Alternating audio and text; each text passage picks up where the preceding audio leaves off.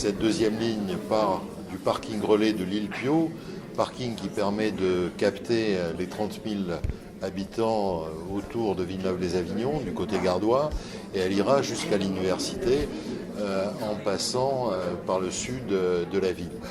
Donc c'est une complémentarité, je dirais, nécessaire pour connecter le tram à la deuxième partie de notre projet, c'est-à-dire les lignes de bus à haute fréquence, dont une ira de l'université jusqu'à Agroparc. On nous reprochait de ne pas amener le tram à Agroparc. On n'amène pas un tram en race campagne, le tram circule en milieu urbain. Mais nous desservirons le pôle important qu'est Agroparc au plan économique et au plan universitaire par cette ligne de bus à haute fréquence.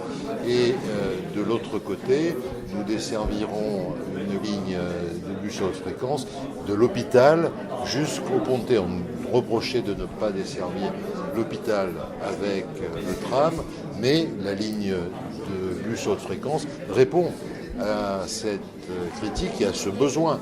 Parce que là aussi, vous savez bien qu'entre l'hypercentre et l'hôpital, ce n'est pas une zone dense au point de vue urbanisme, une zone dense en habitation, et cette réponse est la réponse technique la mieux adaptée. Alors le coût de cette deuxième ligne est un coût de 60 millions d'euros hors taxe. Elle se fera financer de manière globale par l'augmentation du versement de transport. Et je rappelle que c'est un versement qui est versé par les entreprises de plus de 10 salariés.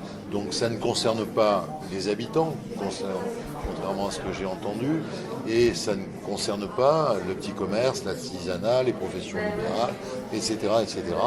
Et bien entendu par l'emprunt, car chacun sait que les finances du Grand Avignon sont saines et que nous pouvons assumer la réalité de ce projet.